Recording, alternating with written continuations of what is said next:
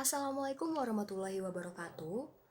Kami dari kelompok 1 Biopsikologi 2, kelas 3A, yang memiliki 6 anggota yaitu diantaranya Vina Apriliana, Siti Mutmainah, Salsabila Sofia Larofah, Rizka Citra Mulya, Karisa Faras Yufi, dan Agnia Nuha. Kami akan mempresentasikan hasil diskusi dari kelompok kami mengenai hormon-hormon yang berkaitan dengan seks. Baik, untuk bab yang pertama yaitu sistem neurokrin. Sistem neurokrin sendiri merupakan bagian yang mengintroduksikan prinsip-prinsip dengan cara memfokuskan pada kelenjar dan hormon yang terlibat langsung dalam perkembangan dan perilaku seksual. Dalam sistem ini ada beberapa pembahasan. Yang pertama yaitu kelenjar.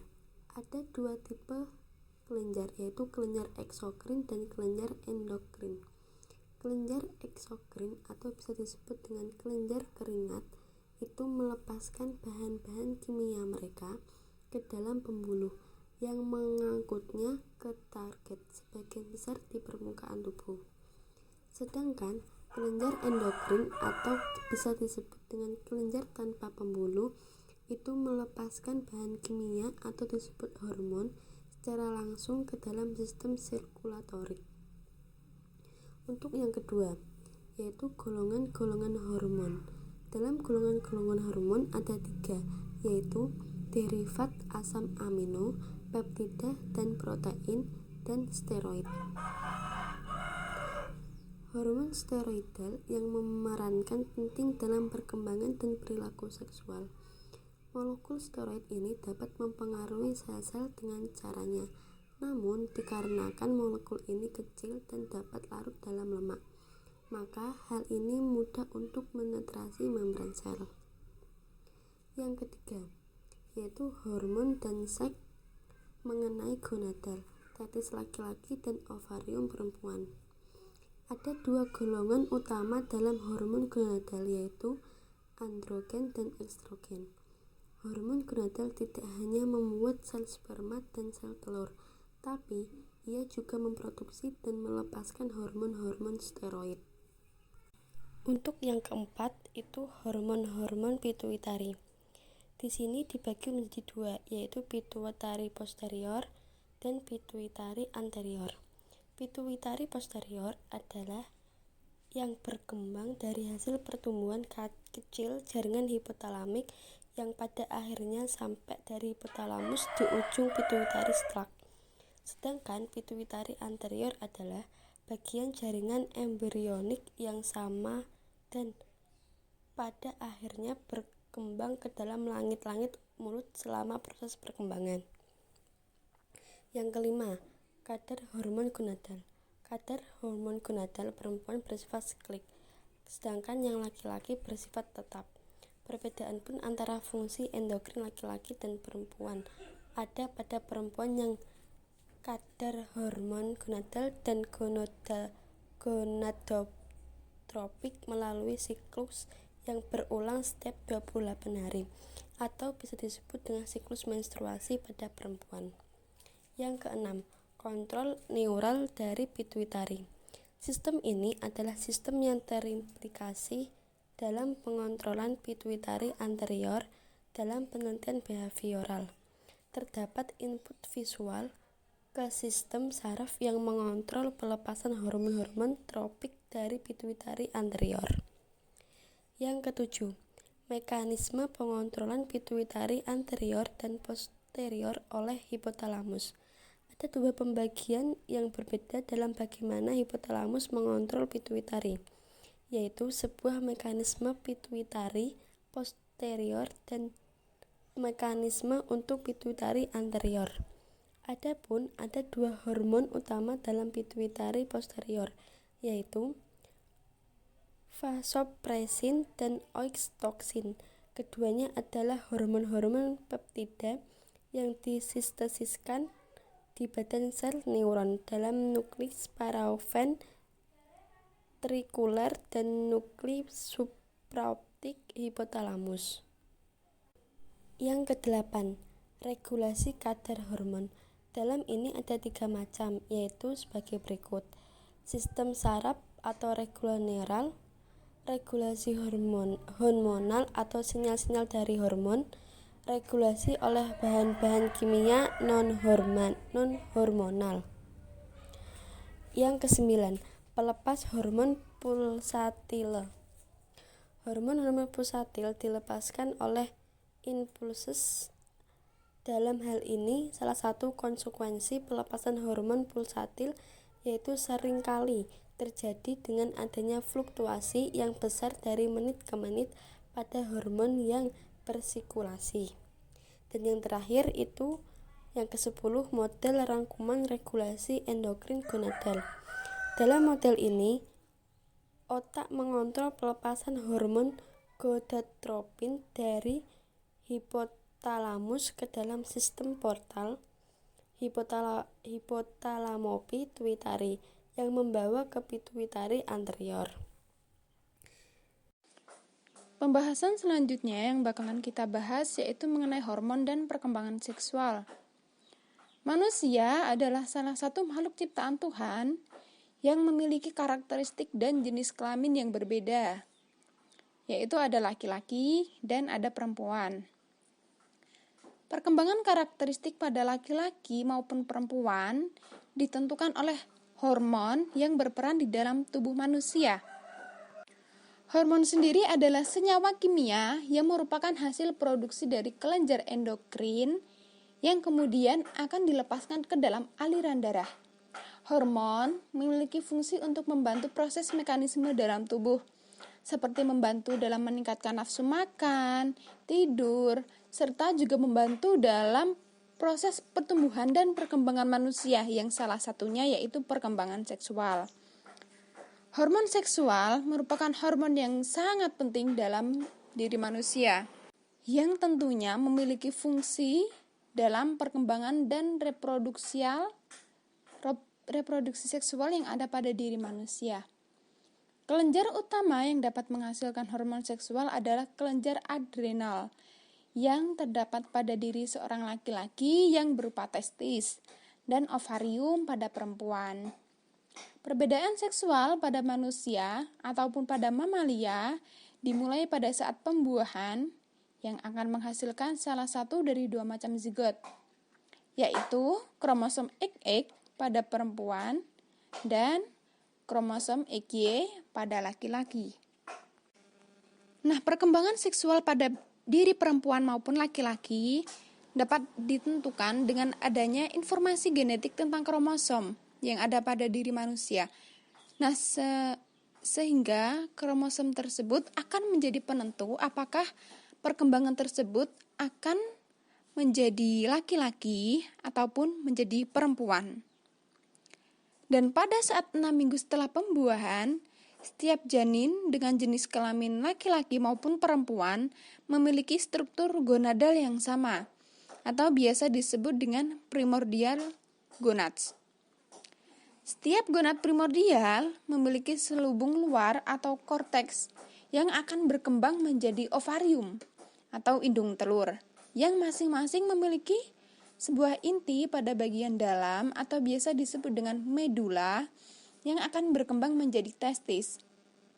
Setelah terjadi konsepsi, gen SRY yang terdapat pada kromosom Y laki-laki memicu sintesis protein SRY yang akan menyebabkan medula pada masing-masing gonad primordial dapat tumbuh dan berkembang menjadi testis.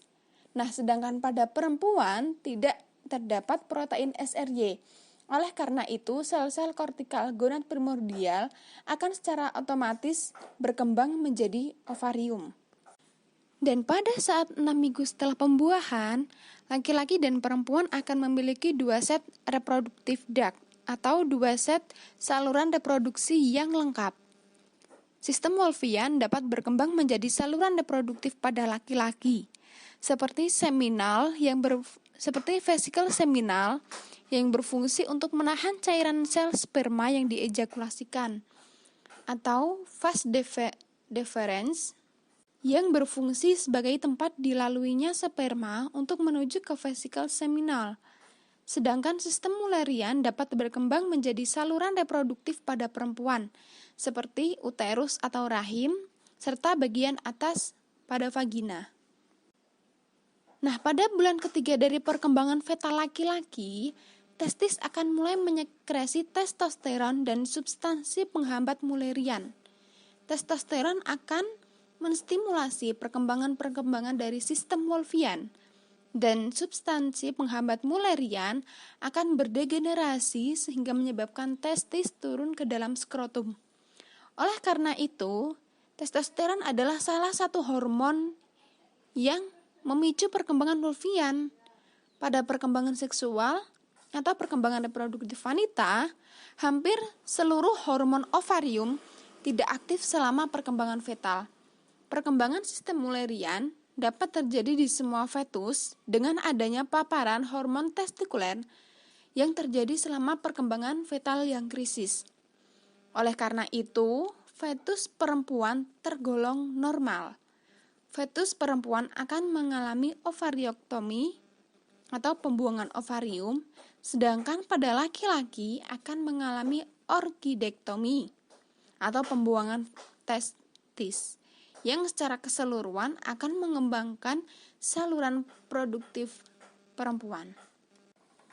Dan pada bulan kedua kehamilan, terdapat 4 bagian organ reproduktif eksternal yang terdiri dari glans, lipatan ureteral, badan lateral, serta pembengkakan labioskrotal.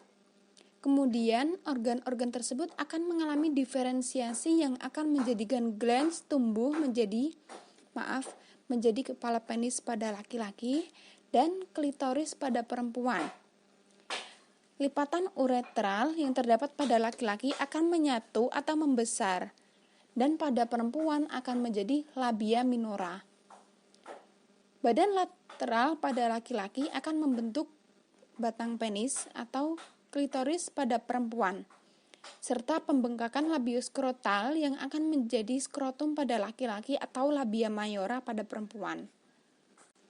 Seperti pada perkembangan internal pada reproduksi manusia, perkembangan eksternal juga berdasarkan pada perkembangan genitalia eksternal yang dikontrol dengan ada atau tidaknya testosteron pada tahap perkembangan fetal yang tepat.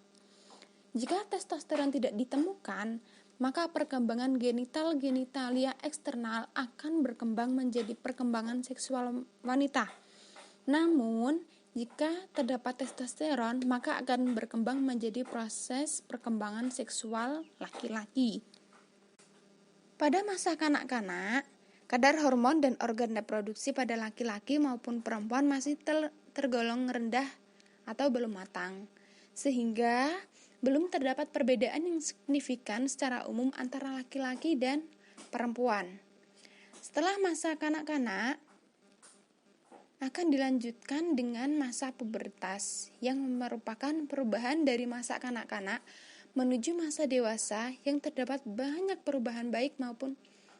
perubahan baik secara fisik maupun secara psikis. Ciri-ciri pertumbuhan sekunder mulai tampak dan mulai matang sehingga terjadi perbedaan antara laki-laki maupun perempuan secara seksual. Masa pubertas terkait dengan meningkatnya pelepasan hormon-hormon yang ada pada diri manusia oleh pituitari anterior yang tidak memiliki kelenjar sebagai target primernya. Maka secara langsung akan mempengaruhi tulang serta jaringan otot yang kemudian akan menyebabkan laju pertumbuhan pubertal yang pesat. Nah, peningkatan pada pelepasan hormon gonadotropik serta hormon adrenokortikotropik sehingga menyebabkan gonad dan korteks adrenal meningkatkan pelepasan hormon gonadal dan adrenal yang selanjutnya menginisiasi kematangan genitalia dan perkembangan ciri-ciri kelamin sekunder. Prinsip umum yang memandu maturasi seksual pubertal laki-laki yaitu kadar androgen yang lebih tinggi jika dibandingkan dengan kadar estrogen, sehingga dapat menghasilkan maskulinisasi. Gitu ya. Sedangkan pada perempuan yang mengalami pubertas, hormon estrogen yang lebih mendominasi sehingga menghasilkan feminisasi. Jadi kalau pada perempuan hormon yang lebih dominan yaitu androgen sehingga menghasilkan maskulinisasi pada laki-laki, dan pada perempuan yaitu hormon estrogen yang lebih mendominasi sehingga menghasilkan feminisasi. Begitu ya teman-teman.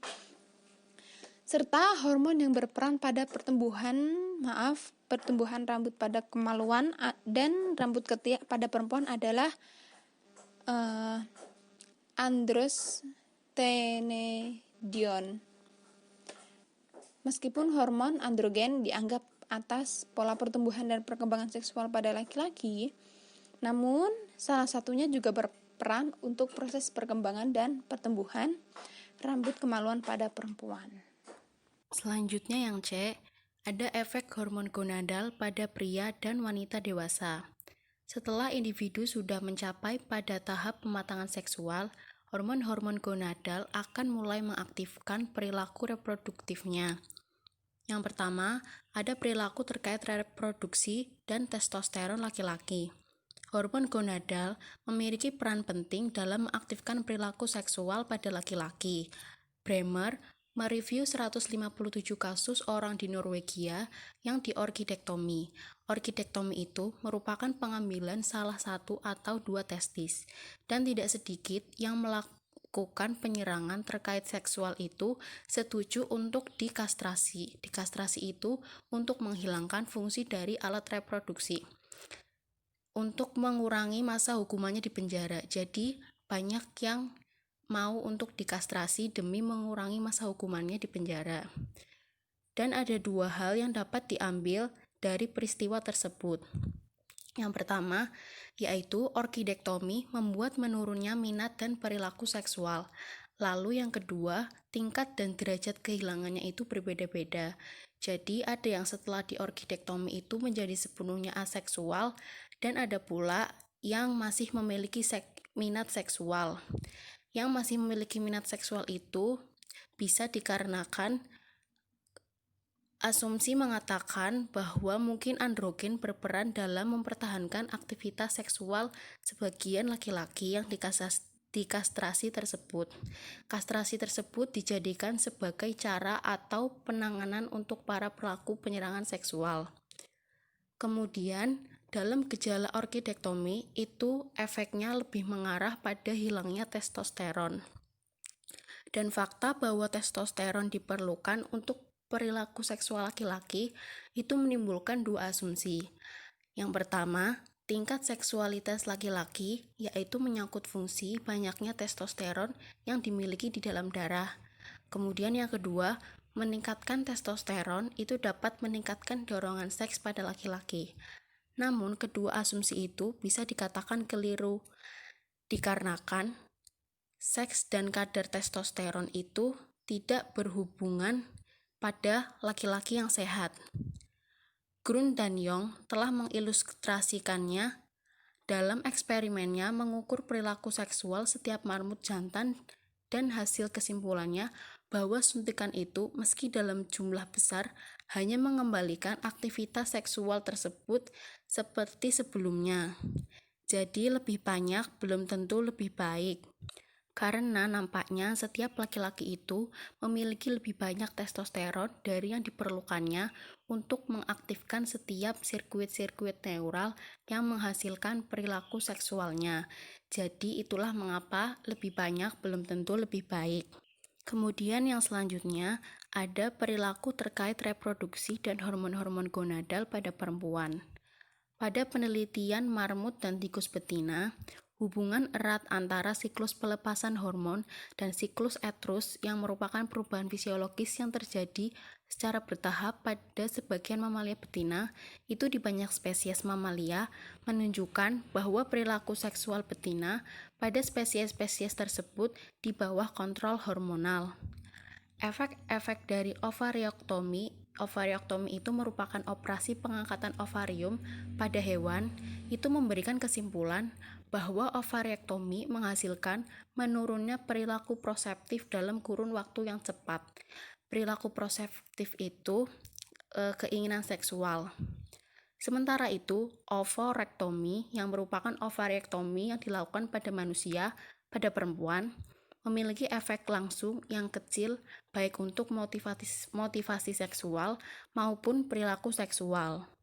Kemudian jika dilihat dari segi paradoksial yang merupakan seperti perlawanan namun sebenarnya fakta, itu memperlihatkan beberapa bukti jika dorongan seks pada perempuan berada di bawah kontrol androgen dan bukannya estrogen. Kontrol androgen itu merupakan hormon untuk mengatur fungsi organ tubuh termasuk reproduksi yang biasanya pada laki-laki dan estrogen yang pada perempuan. Namun justru dari segi paradoksial ini ada beberapa bukti bahwa justru perempuan itu berada di bawah kontrol androgen dan bukannya estrogen. Dan dukungan atas asumsi dari teori ini itu memiliki 3 sumber. Yang pertama, eksperimen pada primata betina yang disuntikan penggantian testosteron dan bukannya estradiol. Estradiol itu merupakan salah satu hormon yang paling aktif yang biasanya pada perempuan. Kemudian yang kedua, studi korelasional pada perempuan-perempuan yang memiliki berbagai ukuran motivasi seksual yang berhubungan dengan kadar testosteron dan bukannya kadar estradiol. Yang ketiga, studi klinis terhadap perempuan yang telah diovorektomi yang diberi suntikan penggantian testosteron dan bukannya estradiol. Suntikan itu bertujuan untuk menghidupkan kembali motivasi seksual mereka. Dari ketiga asumsi tersebut itu justru digantikan penggantian suntik testosteron dan bukannya estradiol yang harusnya umumnya pada perempuan. Dan dari penelitian tersebut, lahirlah teori testosteron skin patch, yaitu pemberian testosteron melalui penempelan pada kulit.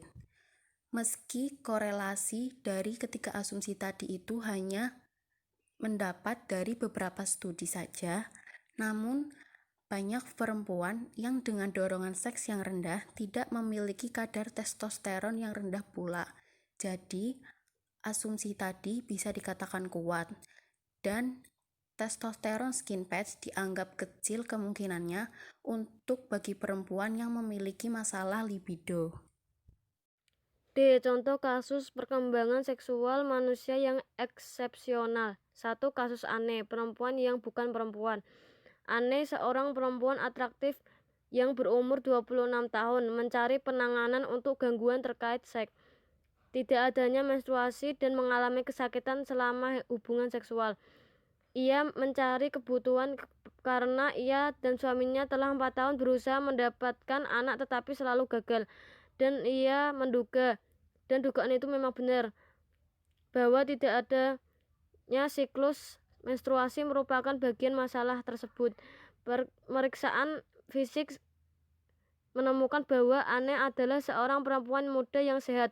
Satu-satunya keganjilan yang jelas pada dirinya adalah rambut kemaluan dan rambut ketiaknya yang sangat jarang dan halus. Pemeriksaan terhadap genitalia eksternalnya tidak menemukan abnormalitas apapun. Akan tetapi, ada beberapa masalah dengan genitalia internalnya. Bagiannya tersebut hanya sepanjang 4 cm dan rahimnya kurang berkembang. Para dokter menyimpulkan bahwa kromosom seksnya adalah kromosom seks laki-laki. Tetapi tidak, hal ini bukan salah cetak. Mereka menyimpulkan bahwa Anne seorang ibu rumah tangga muda yang menarik, yang memiliki gen-gen laki-laki genetik. 3 lini pembuktian mendukung diagnosis mereka. Pertama, analisis sel-sel itu bertipe XY laki-laki. Kedua, torehan kecil pada abdomen Anne yang memungkinkan dokternya melihat ke dalam menemukan sepasang testis yang diinternalisasikan, tetapi tidak ada indung telur. Ketiga, tes hormon menemukan bahwa kadar hormon Anne adalah kadar hormon laki-laki. Anne menderita androgenik insensitivity syndrome, sindroma insensitivitas androgenik total. Seluruh gejalanya berasal dari mutasi pada gen reseptor androgen yang membuat reseptor-reseptor androgennya sama sekali tidak responsif. Insensitivitas androgen total jarang terjadi, hanya terjadi pada 5 dari 100.000 kelahiran laki-laki. Yang kedua, kasus gadis kecil yang tumbuh menjadi anak laki-laki. Gadis kecil bernama Ellen mencari bantuan pada tahun 1972. Ellen lahir dengan genitalia yang agak ambigu, tetapi diasuh oleh orang tuanya sendiri sebagai anak perempuan tanpa insiden apapun. Sampai tiba saat onset pubertasnya, tiba-tiba ia mulai mengalami perkembangan ciri-ciri kelamin sekunder laki-laki. Hal ini sangat membuatnya stres. Penanganan ada dua aspek, yaitu operasional dan hormonal. Penanganan operasional pada Ellen digunakan untuk memperbesar ukuran vaginanya dan mengurangi ukuran klitorisnya. Penanganan hormonal digunakan untuk menekan pelepasan androgen sedemikian rupa sehingga estrogennya sendiri dapat memfeminimkan tubuhnya. Setelah penanganan, Ellen berkembang menjadi perempuan muda yang atraktif, pinggul yang sempit, dan suara serak menjadi satu-satunya tanda sentuhan maskulinitasnya. 15 tahun setelah itu, ia menikah dan dapat menikmati kehidupan seksualnya dengan normal. Ellen ternyata pada saat itu mengalami sindroma adrenogenital, gangguan perkembangan seksual yang hanya menimpa sekitar 1 di antara 10.000 orang. Sindroma adrenogenital disebabkan oleh hiperplasia adrenal kongenital, defisiensi kongenital dalam pelepasan hormon kortisol dari korteks adrenal yang mengakibatkan hiperaktivitas adrenal sebagai kompensasinya, dan pelepasan androgen adrenal yang eksesif. Hal ini hanya memiliki sedikit efek pada perkembangan laki-laki. Selain mempercepat pubertas, tetapi hal ini juga memiliki efek besar pada perkembangan perempuan genetik. Perempuan yang mengalami sindroma adrenogenital biasanya lahir dengan klitoris yang membesar dan labia yang menyatu secara parsial. Gonad dan saluran internalnya biasanya normal karena androgen adrenal dilepaskan terlalu lambat untuk dapat menstimulasi perkembangan sistem Wolffian. Mekanisme-mekanisme neural perilaku seksual. Penelitian mekanisme-mekanisme neural perilaku seksual memfokuskan secara eksklusif pada sirkuit-sirkuit hipotalamus. Hipotalamus yaitu struktur yang berada di talamus dan tepat di atas batang otak, dan memiliki ukuran yang kecil, namun memiliki fungsi yang sangat penting. Hipotalamus merupakan bagian otak yang mengeluarkan hormon untuk menggerakkan organ di sebuah sel tubuh. Fungsi utamanya untuk mempertahankan dan memastikan sistem tubuh berjalan dengan baik atau homeostasis. Perbedaan struktural antara hipotalamus laki-laki dan perempuan ditemukan pada tikus menurut Richmond dan Field pada tahun 1971. Pada waktu lahir, sexuality dimorphic nuclei tikus betina dan jantan memiliki ukuran yang sama. Namun, pada beberapa hari, pertumbuhan tikus jantan lebih cepat dibandingkan tikus betina yang tidak mengalami pertumbuhan, menurut Korskin tahun 1980. Perbedaan seks lain setelah penemuan sexually dimorphic nuclei pada tikus dibedakan dengan anatomi hipotalamik. Yang terakhir yaitu orientasi seksual, hormon, dan otak. Orientasi seksual ini merupakan adanya ketertarikan secara emosional, romantis, atau adanya seksual yang melekat terhadap orang lain. Bisa juga diartikan dengan adanya bagian dari dalam diri yang tidak bisa diubah, maupun bukan sesuatu yang dipilih seorang individu secara sadar. Orientasi seksual yang kita ketahui itu ada 3, Yang pertama, heteroseksual, yang kedua, homoseksual, dan yang ketiga, biseksual. Heteroseksual adalah adanya ketertarikan pada lawan jenis. Orientasi ini paling banyak dikenali dan dianggap sebagai orientasi seksual yang mayoritas. Misalnya, ada seorang laki-laki yang tertarik pada seorang perempuan secara emosional dan seksual.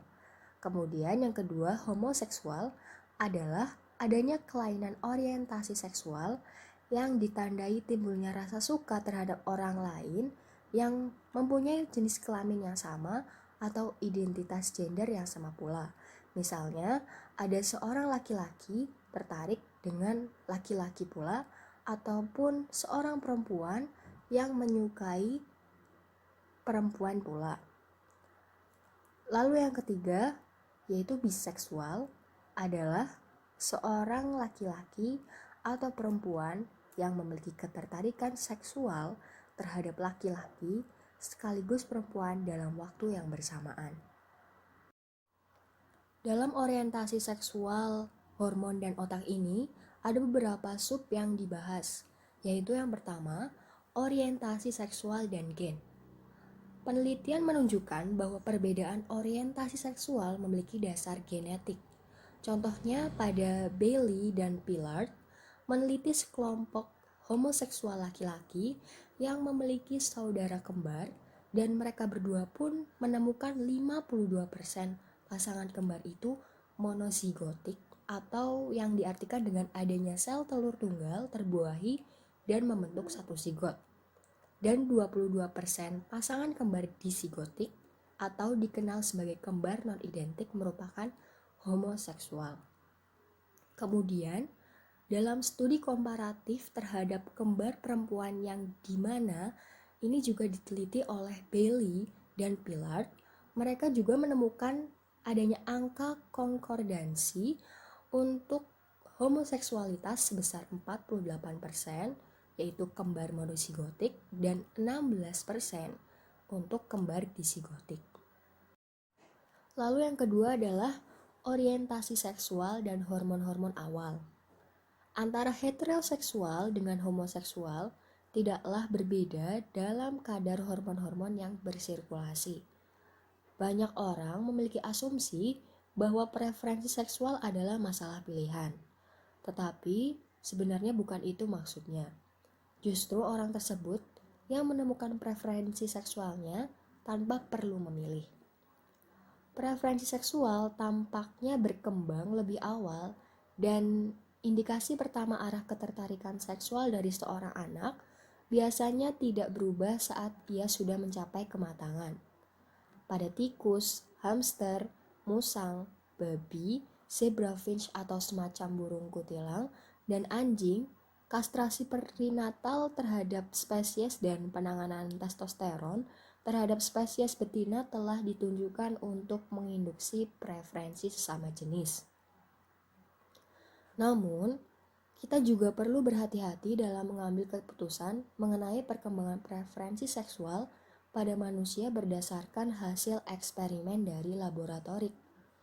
Hal ini bisa jadi keliru bila mengabaikan adanya komponen kognitif dan emosional yang kuat di dalam seksualitas manusia, yang tidak bisa dibandingkan atau tidak ada bandingannya dengan binatang-binatang laboratorium.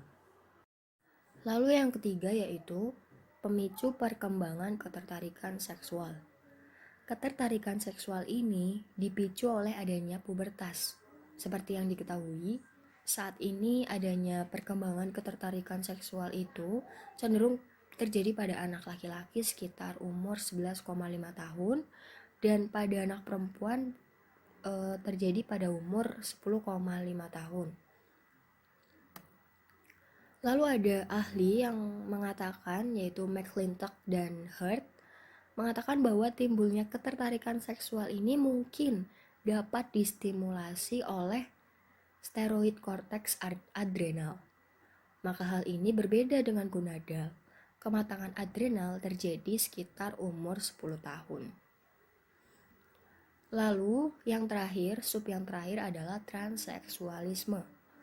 transseksualisme adalah suatu gangguan identitas seksual yang dapat menyebabkan seorang individu yakin bahwa dirinya ini terperangkap di tubuh jenis kelamin lain.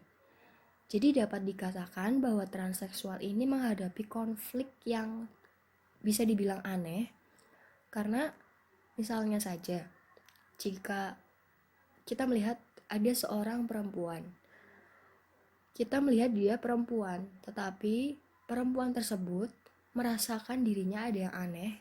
Jadi dia merasa dirinya bukan perempuan, tetapi dirinya itu laki-laki, seorang laki-laki yang terjebak di badan atau di tubuh perempuan tersebut. Begitu pula sebaliknya, laki-laki pun sama. Jika kita melihat seorang laki-laki biasa di depan kita, tetapi kita menganggap dia normal laki-laki, tetapi dia sendiri menganggap bahwa dirinya merasakan ada yang aneh, bahwa dia ini bukan laki-laki, hanya tubuhnya yang laki-laki, tetapi dalam dirinya ini dia perempuan yang terjebak dalam tubuh seorang anak laki-laki. Meskipun memang banyak transseksual berusaha mendapatkan operasi untuk mengubah jenis kelamin karena adanya keputusasaan mereka, jadi mereka ini lebih mengungkapkan melalui cara-cara yang digunakan oleh sebagian di antara mereka untuk mengatasi masalahnya sebelum mengambil keputusan untuk operasi pengubahan jenis kelamin. Seperti sebagian dari laki-laki biologis atau perempuan biologis berusaha melakukan kastrasi diri, dan sebagian yang lain mengonsumsi krim-krim wajah yang mengandung estrogen dalam jumlah untuk memfeminimkan tubuhnya. Yang menyebabkan terjadinya transseksual ini sebenarnya masih belum diketahui. Pernah diduga transseksualisme ini sebagai hasil belajar sosial, artinya akibat praktik pola asuh anak yang tidak semestinya. Misalnya, ada seorang ibu yang memakaikan gaun pada anak laki-lakinya. Salah satu kesulitan utama dalam mengidentifikasi penyebab dan mekanisme transseksualisme adalah tidak adanya sindroma yang sebanding pada non-manusia. Cukup sekian materi presentasi kami hari ini. Semoga dapat memberi manfaat dan mohon maaf jika banyak kesalahan, baik dari kata, kalimat, maupun pemaparan teori. Terima kasih. Wassalamualaikum warahmatullahi wabarakatuh.